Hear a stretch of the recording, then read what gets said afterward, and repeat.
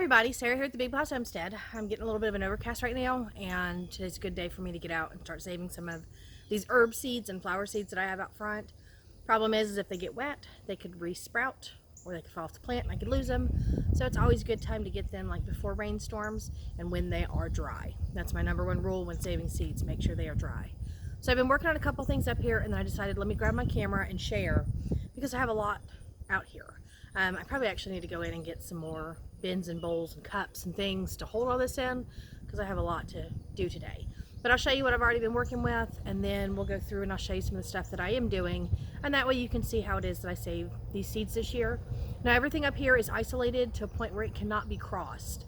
I'm not saving it from certain types of tomatoes and peppers and things like that. I'm mainly focusing on my herbs, and the only two things that could possibly cross is my leek and my onion. But the leek heads formed after the onion heads. So the flowers for the leek came later, and I don't think they've crossed. That's a hard one to deal with, but just be aware that sometimes things do cross. So I'm gonna go ahead and start getting some of these together, show you what I've been working with, and yeah, let's save some seeds before it rains. And I'm gonna keep my fingers crossed that I actually get rain this time. Okay, I do everything in paper bags just because I like the way it wicks out the rest of the moisture left in the seeds. It's totally up to you. Some of these are from earlier in the year, but I did go through and I pulled a big head for one of my onions. I don't know what happened to the other one. Something ate it. That's kind of weird to me. I've never seen something eat onion seeds. So I'm done with the onions. I also did, where is it? The big head from the leek. And that should all be great viable seed, and I'm looking forward to that. So I've done that. A couple of these are from earlier. Like in this bag, I have a bunch of fennel. Fennel can be picked as long as you have fully formed seeds. They just haven't dried yet.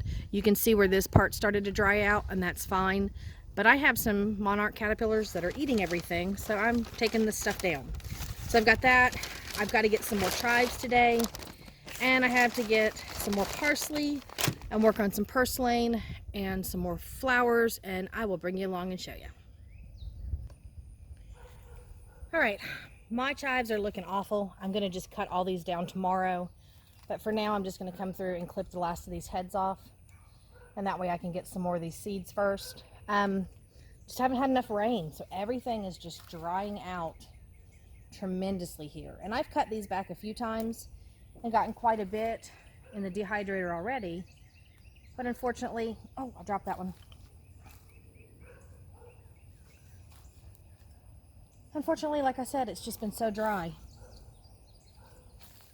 I just don't know how much I'm actually going to be able to keep up with my garden now. So I've got my chives done. We'll move down the row and we'll see what else we have.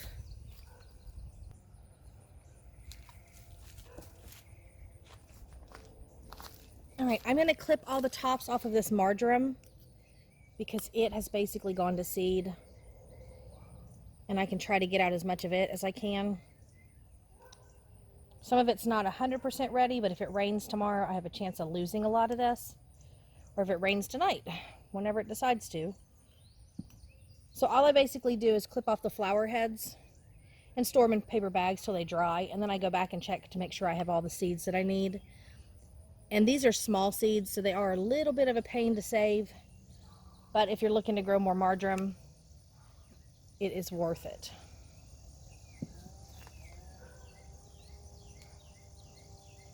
All right, over here I have a bunch of parsley, and it's not all ready to go to seed, but you can look and see where they're forming the actual seed heads on there, and the stems are starting to turn brown, and that's a great indicator that it's put all of its energy into that plant. And so I just clip off the ones that are browning, and then that just lets me know that those are ready, and the rest of these I'll have to come out and do later. And just watch yourself, you do get bugs in these, so if you need to, wear gloves. And I sometimes just leave my bag sitting in an area where I can keep an eye on it in case spiders or something crawl out, because like I said, you get bugs. But I don't want any of these to fall and start to sprout. And so I'm just concentrating on the ones that are starting to brown, that have full seed heads starting. And this is a lot of parsley seed.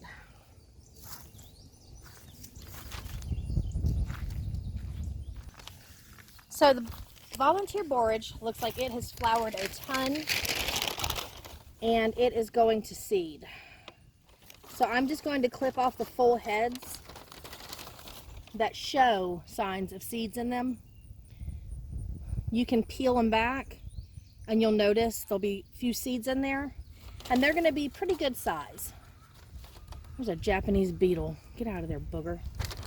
But they'll be really good size, and usually the ones that look very viable are already starting to brown on the inside. And this is how you end up with volunteers in your garden if you don't clip this stuff back quick enough. And so I'm going to fill my bag up with this. I'm going to check a lot of these flower heads. Most of the time you can kind of tell because they're yellowing, just like with the parsley.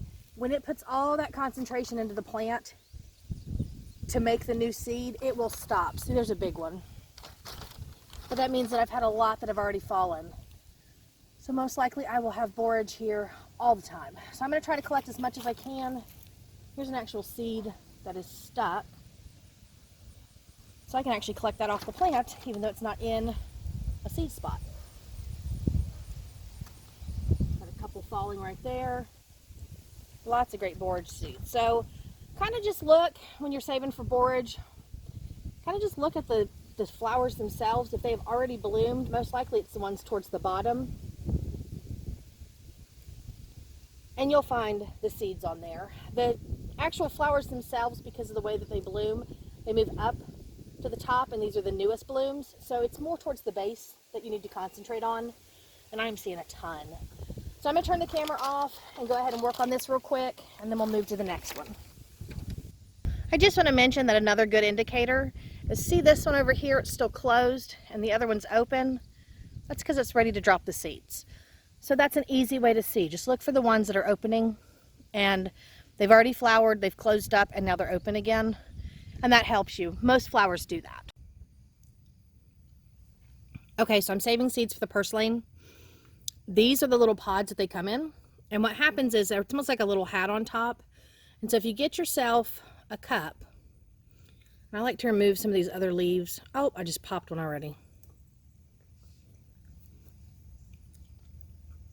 Remove some of the leaves. I'm chewing on a purslane leaf. This stuff's really good. But you come through and just take a toothpick and kind of knock this stuff out from inside. These are actually like little hats, and they'll fall off. So you don't want to force them, but you just want to play with them and see if they'll move. And once they're ready, they'll pop off. And then all those seeds are just kind of trapped inside. And you just want to try to collect as many as you can.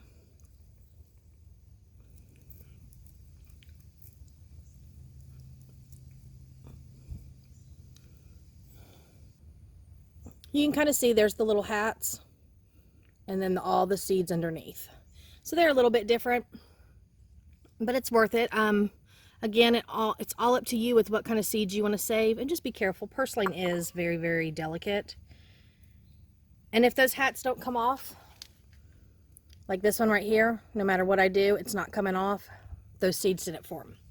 So that's just wasting a little bit of time. Just go through and see if you can knock some of the hats off. Maybe you can get some seeds out of them. And I'm just going to come through today and get as many as I can. And most likely in about a week or so, I'll come back out and check again. Because it looks like some of these may just be a little older and then a little newer. There's a couple.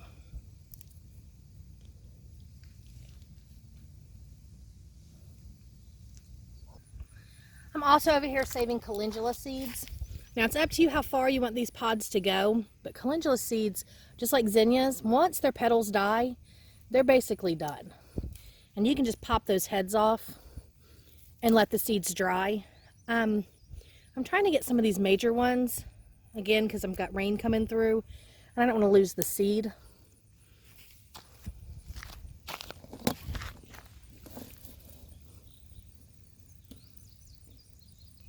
But you can see on this one, all the seeds that are already formed. They kind of look like caterpillars growing out the side. This will just wash away with a big rainstorm.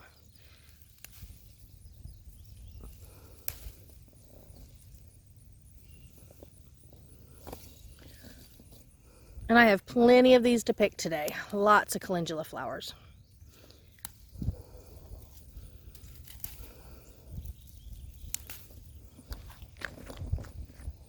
Well, that's probably it that I have to save seeds from today. I did go through some other stuff, like nasturtiums did not produce any seeds yet, and I'm still waiting on some of my other herbs, and yeah, basil's not quite ready, so there's a lot that could be done, but just not today.